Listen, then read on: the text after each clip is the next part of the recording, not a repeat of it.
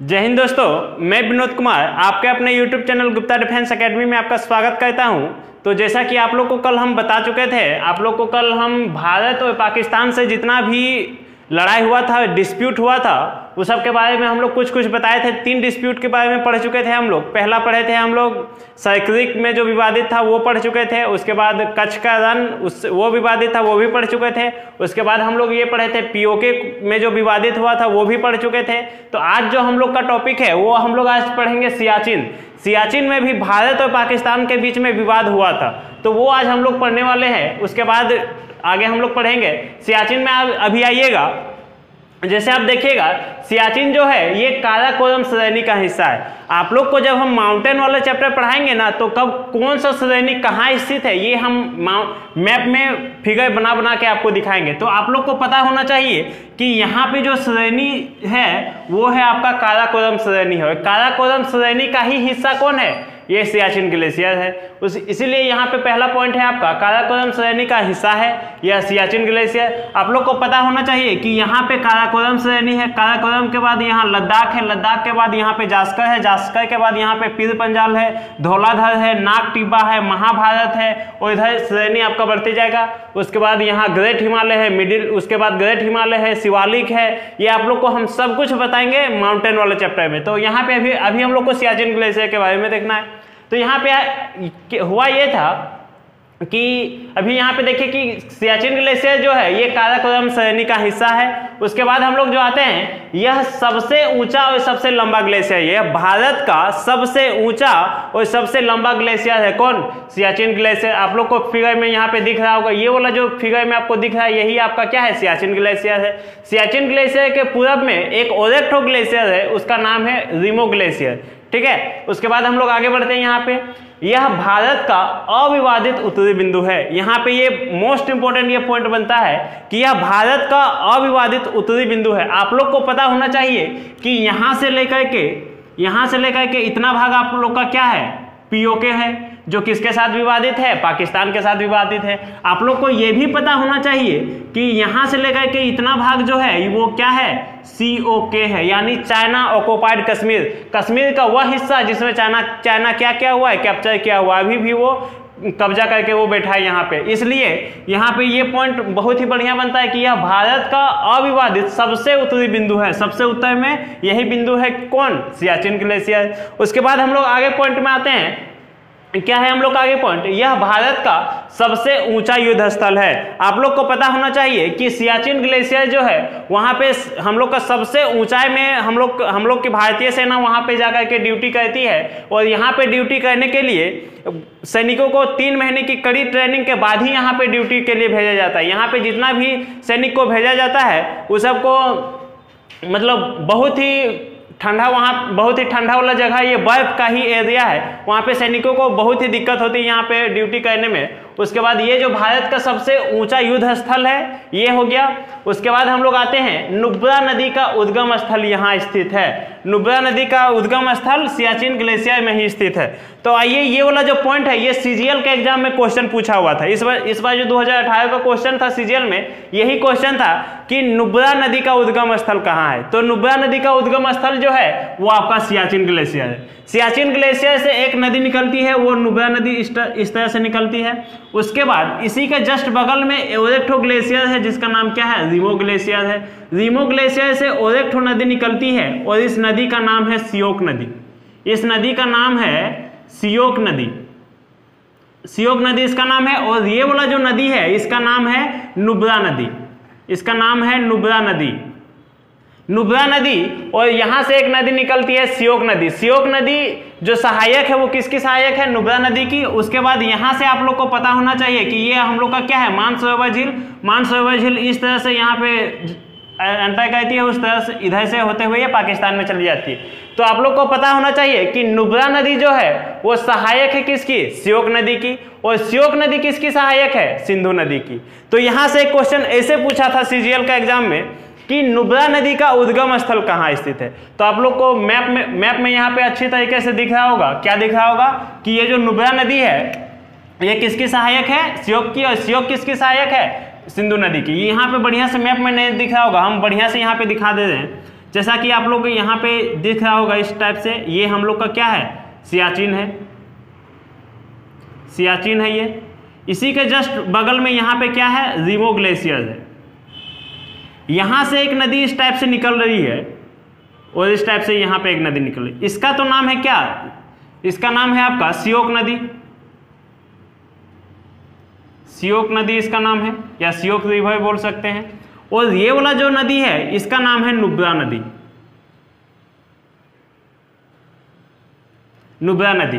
तो आप लोग को यहां से बहुत ही बढ़िया से क्लियर होना चाहिए कि ये जो नुब्रा नदी है ये सहायक किसकी है, सियोक नदी की, और सियोक नदी किसकी सहायक है, सिंधु नदी की। तो ये तीनों चीज ध्यान में रखना है कि नुब्रा नदी सहायक है सियोक की, सियोक नदी सहायक है सिंधु नदी की। उसके बाद हम लोग आगे बढ़ते हैं, तो आप लोग को एक चीज क्वेश्चन ये भी पूछा गया था एक बार कि ऑपरेशन मेघदूत, ऑपरेशन मेघदूत जो था ये चलाया गया था 13 अप्रैल 1984 ईस्वी को चलाया गया था। ये जो चलाया गया था जापानी और चाइना के आदमी सब यहाँ पे, ये जो सियाचिन ग्लेशियर आपको दिख रहा है ना, ये 1984 की बात है।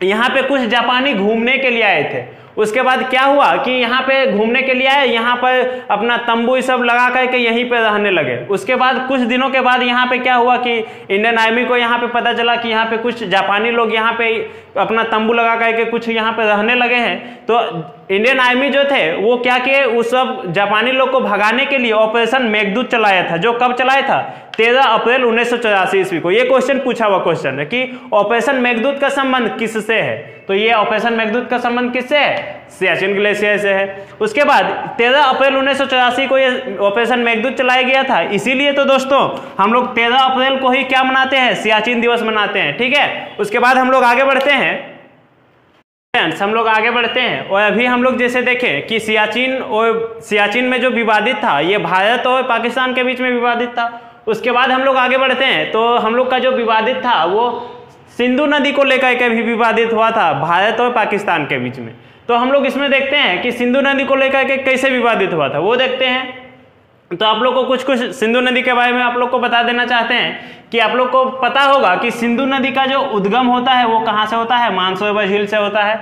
मानसरोवर झील से, ये मानसरोवर झील आपका कहाँ स्थित है, तिब्बत बोल सकते हैं या फिर चाइना बोल सकते हैं। ये आपका कहाँ स्थित है, तिब्बत में स्थित है। उसके बाद ये आगे बढ़ेगा तो ये दमचौक नामक स्थान में भारत में एंटर करती है और एग्जिट करती है कहाँ से, चिल्लास नामक स्थान से ये एग्जिट करती है। उसके बाद ये पाकिस्तान चल जाती है, पाकिस्तान के बाद से ये अरब सागर में जाकर के मिल जाती है। उसके बाद यहाँ पे आप लोग देखिएगा बोर्ड में कि ये जो सिंधु नदी है, सिंधु नदी का उद्गम स्थल आपका मानसरोवर झील है। ये तिब्बत से ये निकलती है, उसके बाद ये इंडिया में एंटर करती है, इंडिया के बाद ये पाकिस्तान में चल जाके उसके बाद अरब सागर में मिल जाती है। इंडिया में ये जो एंटर करती है ये कहाँ पे करती है, दमचौक, ये आपका वो लद्दाख वाले भाग में पड़ेगा। और एग्जिट जो करती है ये चिल्लास, ये भी आपका लद्दाख वाले भाग में ही पड़ेगा। उसके बाद आप लोग को हम बता देना चाहते हैं कि ये जो सिंधु नदी का जो विवाद था ये हुआ कैसे। ये विवाद हुआ ऐसे कि 1947 ईस्वी में जब भारत से जब अलग हुआ पाकिस्तान, उस टाइम इंडिया और पाकिस्तान के बीच में एक समझौता हुआ, एक एग्रीमेंट हुआ। उसमें यह बताया गया कि भारत जो है वो 2 नहर के सहायता से पाकिस्तान को पानी देगा। उसके बाद वो क्या किया कि इंडिया वाला उसको 2 नहर से उसको पानी देना शुरू किया पाकिस्तान वाला को।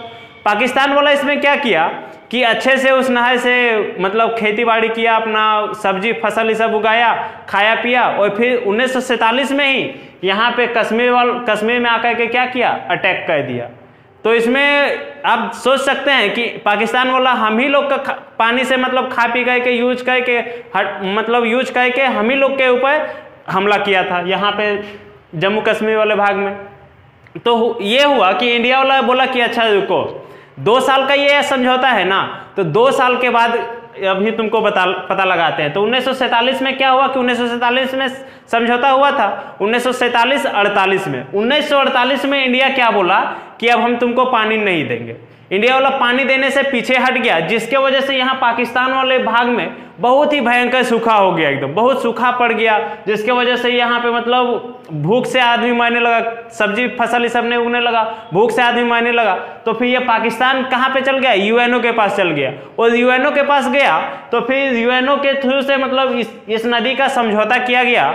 और यहाँ पे देखिएगा इस समझौता करने के लिए हम लोग देश के जो प्रधानमंत्री थे पंडित जवाहरलाल नेहरू, उन्होंने एक साइंटिस्ट को उन्होंने निमंत्रण दिया था। वो साइंटिस्ट थे लिलिथगो को निमंत्रण दिया गया था पंडित जवाहरलाल नेहरू के थ्रू से।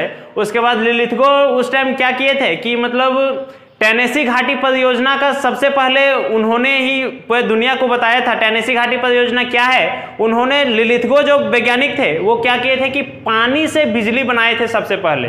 तो उस टाइम तो अजूबा करके वो पूरा दुनिया को दिखा दिए थे, क्योंकि यहाँ पे आप उस टाइम देख सकते हैं 1947 का टाइम था और यहाँ इंडिया और पाकिस्तान आपस में लड़ने में लग गया था। लेकिन वहाँ पे अमेरिका का एक वैज्ञानिक कौन था, लिलिथगो, वो एक अजूबा क्या किया कि पानी से वो बिजली बना के पूरा इंडिया को दिखा दिया। अब इसी वजह से यहाँ पे भारत के जो प्रधानमंत्री थे पंडित जवाहरलाल नेहरू, उन्होंने निमंत्रण दिया किसको, लिलिथगो को यहाँ पे इंडिया में बुलाए हैं और बोले कि ये जो सिंधु नदी का जो विवाद चल रहा है उसके बारे में आप थोड़ा सा ये विवाद को समझौता करवा दीजिए। तो वही लिलिथगो आए थे और यहाँ पे सिंधु नदी का विवाद को समझौता करवाए थे। फ्रेंड्स, हम लोग आगे बढ़ते हैं। यहाँ पे जैसे आप लोग को अभी हम बताएं कि 1948 ईस्वी में इधर इंडिया और पाकिस्तान तो आपस में लड़ रहा था, लेकिन 1948 ईस्वी में क्या हुआ कि अमेरिका का एक वैज्ञानिक था, वो क्या किया कि एक अजूबा करके दिखा दिया। क्या अजूबा कर दिया, वो एक प्रोजेक्ट के बारे में बताया। वो प्रोजेक्ट के बारे में बताया कि वो पानी से वो बिजली बना के दिखा दिया। तो इस प्रोजेक्ट का वो नाम दिया था टेनेसी घाटी परियोजना। टेनेसी घाटी परियोजना नाम दिया था, जिसका प्रमुख कौन था, यानी कि उसका जो साइंटिस्ट जो था वो कौन था, लिलिथगो था। और ये जो टेनेसी घाटी परियोजना है, इसका एक मोस्ट इंपॉर्टेंट क्वेश्चन आप लोग से बहुत बार पूछा भी जाता है कि डीवीसी, आप लोग नाम सुने होंगे, डीवीसी का आप लोग नाम सुने होंगे, Damodar valley corporation, Damodar valley corporation, जो भारत की सबसे पहली परियोजना थी, ये किस बेसिस पे था, यानी ये किसके आधार पर था।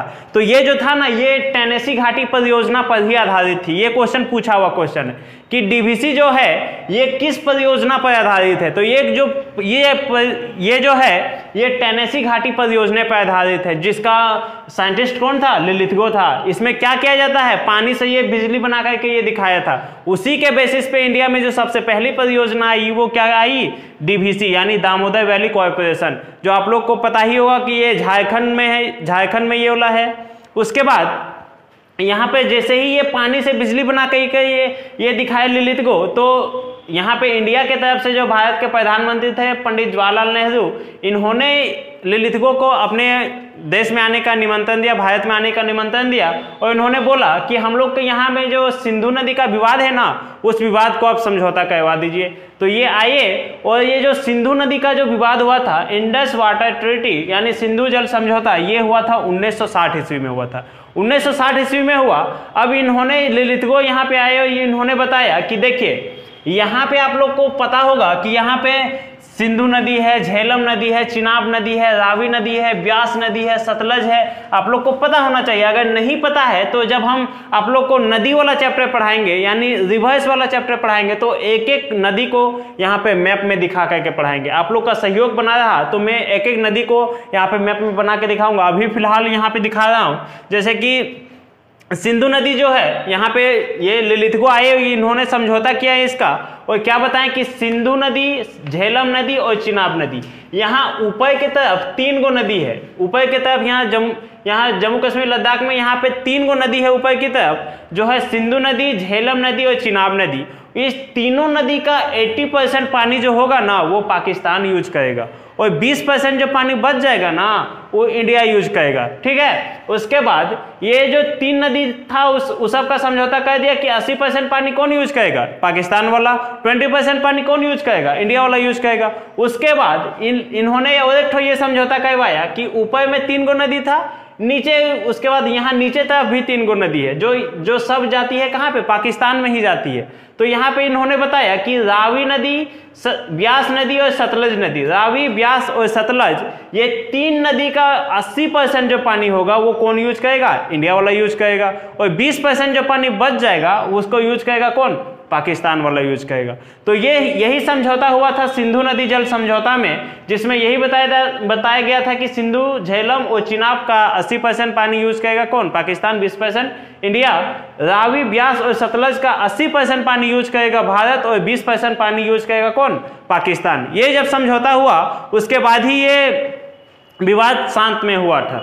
ठीक है, तो फ्रेंड्स अभी तक हम लोग देखे भारत और पाकिस्तान के बीच में क्या क्या विवाद हुआ था। उसके बाद हम लोग देखते हैं कि भारत और पाकिस्तान के बीच में कितने अभी तक युद्ध हुए हैं, तो हम लोग को देखना है। तो भारत और पाकिस्तान के बीच में जो पहला युद्ध जो हुआ था ना, ये 1947 में हुआ था। आप लोग को अच्छी तरीके से पता होना चाहिए। अगर किसी को नहीं पता तो ये हम आप लोग को पिछले वाले वीडियो में हम बता चुके हैं कि पीओके वाला जो विवाद हुआ था, पाक ऑक्युपाइड कश्मीर, ये वाला जो पीओके वाला जो हिस्सा है, ये हम पिछले वीडियो में बता चुके हैं। जो नहीं देखे हैं वो प्लेलिस्ट में जाकर के देख सकते हैं। ठीक है, ये पहला लड़ाई जो हुआ था वो पीओके वाला में हुआ था। पीओके में कश्मीर वाला हिस्सा में आकर के अटैक किया, पीओके वाला भाग को वो पाकिस्तान कैप्चर कर लिया। ये पहला लड़ाई हुआ।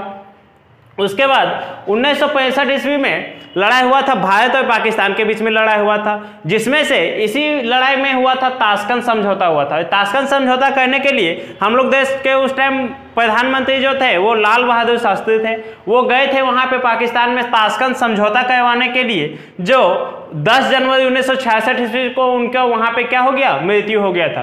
ताशकंद समझौता कराने के टाइम वहां पे जो पाकिस्तान के जो प्रधानमंत्री थे उस टाइम थे अयूब खान थे और भारत के प्रधानमंत्री लाल बहादुर शास्त्री गए थे वहां पे ताशकंद समझौता करवाने के लिए, लेकिन उनका वहीं पे मृत्यु हो गया था वहीं पे।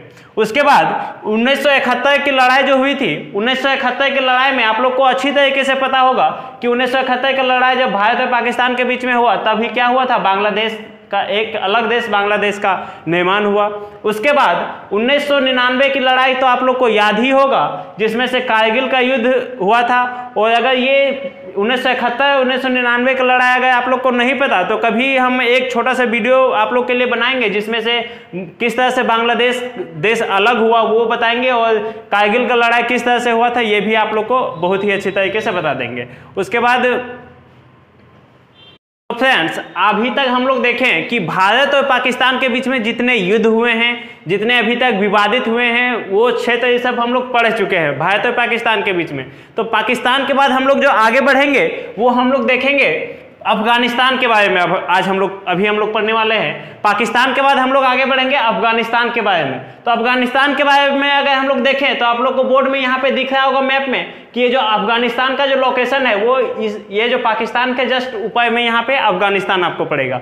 उसके बाद अफगानिस्तान से जो हम लोग का स्टेट सटा हुआ है या उसको बोल सकते हैं केंद्र शासित प्रदेश जो सटा है वो है हम लोग का लद्दाख। लद्दाख का मात्र इतना सा ही भाग सटा हुआ है, किसके साथ? अफगानिस्तान के साथ सटा हुआ है। मात्र 106 किलोमीटर तक सटा है, मात्र 106 किलोमीटर तक हम लोग का लद्दाख सटा हुआ है, किसके साथ? अफगानिस्तान के साथ। और ये क्वेश्चन बहुत बार पूछा गया है कि भारत की सबसे छोटी अंतर्राष्ट्रीय सीमा किस देश के साथ लगती है? तो ये किसके साथ लगती है? अफगानिस्तान के साथ लगती है। भारत की सबसे छोटी अंतर्राष्ट्रीय सीमा किसके साथ लगती है? अफगानिस्तान के साथ। कितना किलोमीटर तक? 106 किलोमीटर तक। उसके बाद और एक क्वेश्चन पूछता है कि भारत की सबसे ज्यादा अंतर्राष्ट्रीय सीमा किसके साथ लगती है? तो यहाँ पे एक देश है बांग्लादेश, बांग्लादेश के साथ लगती है 496 किलोमीटर तक। उसके बाद हम लोग आगे बढ़ते हैं कि भारत का बाउंड्री क्या बोलते हैं, अफगानिस्तान का जो बाउंड्री है उस भारत का बाउंड्री और अफगानिस्तान का बाउंड्री के बीच में कौन सी रेखा खींची गई है? तो ये जो रेखा खींची गई है ये डुरंड लाइन खींची गई है, डुरंड रेखा खींची गई है। ठीक है, और ये जो डुरंड रेखा खींची गई है ये एक्चुअली में भारत और अफगानिस्तान के बीच में नहीं खींची गई थी। ये जो खींची गई थी ना पाकिस्तान और अफगानिस्तान के बीच में खींची गई थी। आप लोग को यहाँ पे पता होना चाहिए कि ये वाला जो लाइन आपको दिख रही है ना, ये लाइन आपका डुरंड लाइन है, जो यही लाइन यहाँ पे आगे जाकर के ये बढ़ गई है। और जिस टाइम पाकिस्तान और भारत जब अलग एक ही टाइम अलग नहीं हुआ था उससे पहले ये लाइन खींची गई थी। तो उस टाइम जब ये लाइन खींची गई थी तो इसका नाम रखा गया था डुरंड लाइन। और जब पाकिस्तान अलग हो गया तो इतना भाग और इतना भाग ये जो किसके अंदर में आ गया? अफगानिस्तान और भारत के बीच में आ गया है। जो किसके साथ, दोनों के बीच में कौन सा रेखा खींची गई है? डुरंड लाइन अभी वर्तमान में स्थित है। यहां तक आने के बाद उसके बाद हम लोग देखते हैं कि हम लोग का अफगानिस्तान के साथ हम लोग का कुछ विवाद नहीं है, तो इसमें हम लोग को कुछ विवाद पढ़ना भी नहीं है। तो आज के लिए बस इतना ही हम लोग रखते हैं। आप लोग को आई होप कि ये वीडियो आप लोग को बहुत अच्छा मतलब लगा होगा और ये हेल्पफुल भी होगा, और आप लोग इसी तरह से हम लोग का चैनल को इसी तरह से प्यार बनाइए रखिए।